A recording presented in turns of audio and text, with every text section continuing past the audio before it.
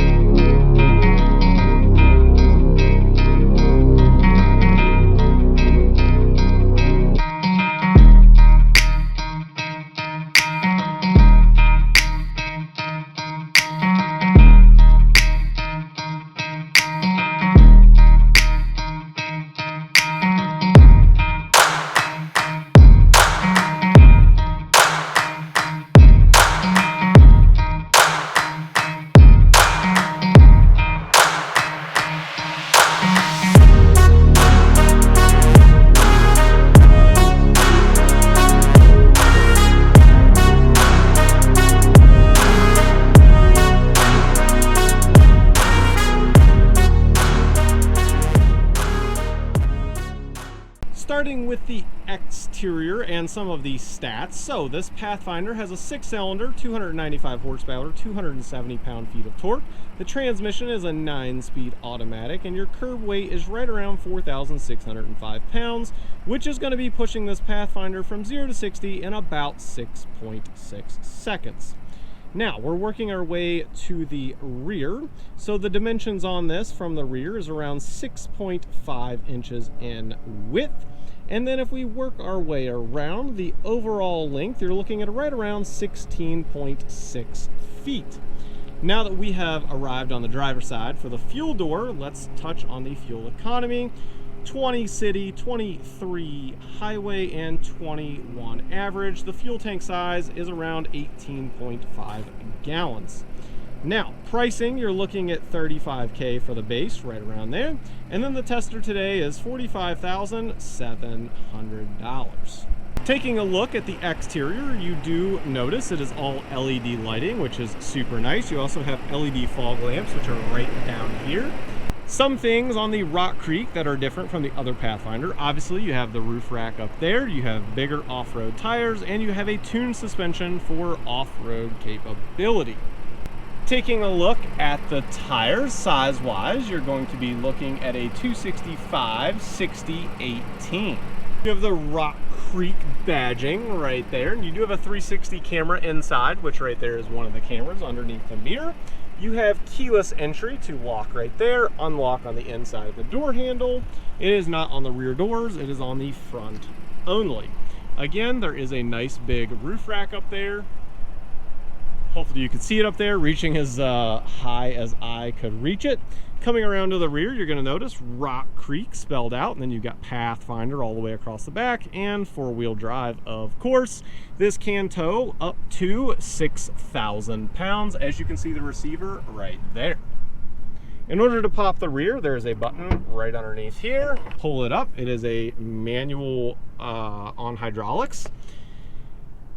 It is a third row. Obviously, the third row is laid down right now, and it is nice, this optional matting, which is easy to rinse off, and to me, that's definitely, for an off-road vehicle, very nice. So there is plenty of storage space back here in the back. I test every vehicle getting in. Is it easy or is it not? I try to think of everyone. With that said, I am 5'9" if you're new to this channel, so let's go to step inside. There is not. There is. There is a handle. I found it. It's all the way back here. It's kind of towards the back of this, so not the best position, because generally you want to kind of be like in front it's clear behind you. So it's all not that helpful. However, yeah, it's right at that awkward height for someone that's my height, 5'9". It's not the easiest to get into, but it's not that bad either, to be honest. If you have knee problems or back problems, I won't lie, it's going to be a little bit tough for you, just in the rear. We'll touch on the front in a second, just getting in the rear. Now, once you're back here, okay, plenty of headspace. I mean, there is literally probably, I don't even know if you can see that, probably 5 inches above my head. This is where my seat sits to drive. There's probably another 5 inches. Tons of space. Also, this seat does move. It is underneath in between the legs. You can kind of just pull and then you can slide it forward or back. That's as far back as it goes. Here in the middle, it is a tri-zone, so you have your own temperature controls back here and a couple of different chargers, C and A for USBs. Here in the middle, you have 2 cup holders and then obviously just a little cubby there. This is removable. You can take this out if you would like. And then of course in the rear, like I said, those are folded at the moment. Yes, there is room. No, I'm not crawling back there at the very moment. I will say though, if you have like smaller children, they will fit back there absolutely fine. If it's all grown adults, the people in the rear are not going to be all that comfortable, but it's not terrible. It would be worse being in the back of, like, you know, a Mustang or something like that. Last but not least, while we're in the rear, let's touch on the materials. So this is all soft touch where your elbow is, which is great. Obviously you have 2 cup holders there, and then up here is actually hard plastic the rest of the way. Yeah, the rest is hard plastic. So it is really nice though. They got the touch points right where your elbow is, nice and soft. Time to test the front seat. Is it easy to get in? Super easy. Like, super easy. I don't care if you have back problems, leg problems, anything, super easy to get into. Taking a look at the driver's door panel, you have a little bit of texture here, a little bit of design. That's nice. Soft touch for the elbow once again. And then up top, it is actually soft as well. So the front door is a little bit more premium than the rear door. Out in front of us, you're going to notice there is no heads-up display. You're going to have to go to the Platinum if you would like heads-up display. Down here in the middle, you have a digital display in the middle, and then your gauges on the left and the right. Over in the middle, you've got a touch screen there, which is 8 inches. Working our way down, you've got tri-zone climate, obviously dual zone in the front, and then 1 zone for the rear, and then you've got heated seats. If you are wanting cooled seats, you're going to have to go up to the Platinum as well. And then looking down below, you've got a nice little cubby hole right down there with a few various different chargers. Again, just a little cubby. You've got 2 cup holders and then a ton of different modes to go through. Your auto, stop, start, and then obviously your e-brake. Now, the padding is very nice on the center console. Simply just pull it up there, and it is a good size. I would say you'd fit probably 2 to 3 tissue boxes in there. Looking at the seats, you've got Rock Creek on there, and it is a leatherette with a cloth material in the middle. I do wish the whole thing was just an optional leatherette, but nonetheless, it is really nice and it is comfortable.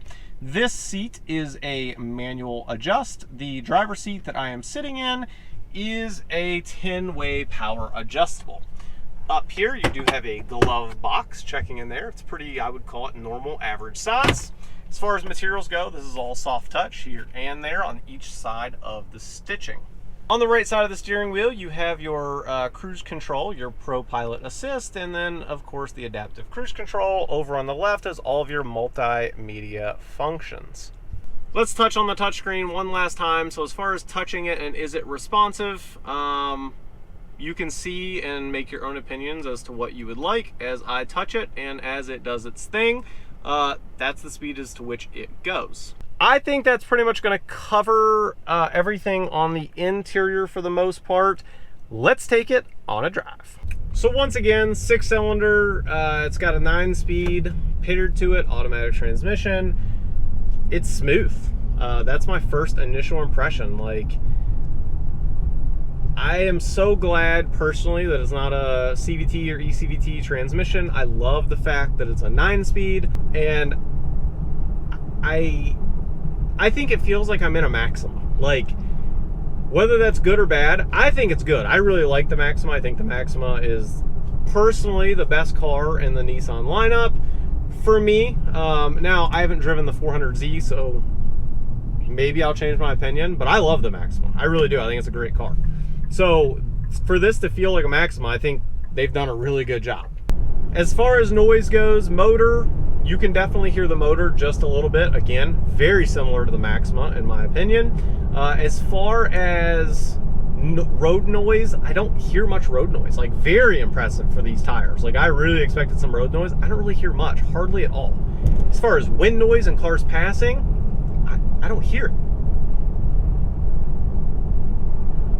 That's 2 of them. So, like, hats off to Nissan as far as that goes. Like, this trim level is designed to go off-road and be capable, and yet, as a daily driver just driving around, it's got the quietness, which is great. Checking our blind spots over to our left, the pillar's actually pretty thin, so that's no big deal. Over to the right, very easy to see out of. However, this vehicle is equipped with blind spot monitoring if you have any issues. All right, as far as suspension goes, and again, touching on noise, cattle guard coming up, let's test it. I had to have barely moved on camera. Like, the whole body of the vehicle just absorbed that so well. That's actually really impressive. That's the first real test, even just right now on camera, that I've done over a bump. Like, that was impressive. That was actually really good. That's up there with some of the best, honestly. As far as passing power goes, like right now, we are cruising at, what are we at? 45 miles an hour. And if we had to go, we put it to the floor, and we're already at 55. Like, it's just, it's plenty of power. That's what, like, having the 6-cylinder is so nice compared to so many SUVs having a 4-cylinder. Yes, 4 cylinders with turbos and everything else are capable. However, there's just a different feeling, and it just feels effortless in the 6-cylinder. Matter of fact, this almost reminds me a little bit even of the Infiniti Q50 as far as the motor goes. One of my favorite cars of all time, and I wish that they would update it, is the Q50. I love the Q50. I love the powertrain. I love the way it drives. I don't mind the looks. I wish it would get refreshed a little bit. It's looking a little dated at this point. And I absolutely wish that they would update the interior. Like, give us some updated interior on the Q50, and I'm telling you, I'm one of the first people in line. Having this all updated is nice. So, maybe one day, Q50, maybe, just saying. Anyway, back to this. Let's touch on turning here very quickly. Again, suspension, because we're coming up to a turn. Let's take this turn at like 25 miles an hour, and let's just see what kind of body roll, if any, we have. 30 miles an hour. Yeah, it does really good. Like, there's a little bit of body roll. Obviously, it's a heavier vehicle, right? But overall, that was impressive.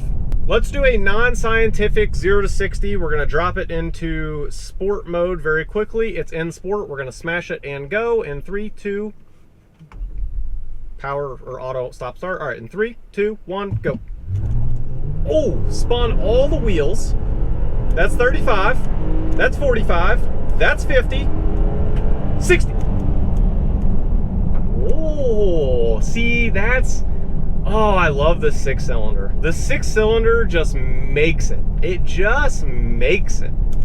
I love it. I do. I love the 6-cylinder in this. It helps its case so much.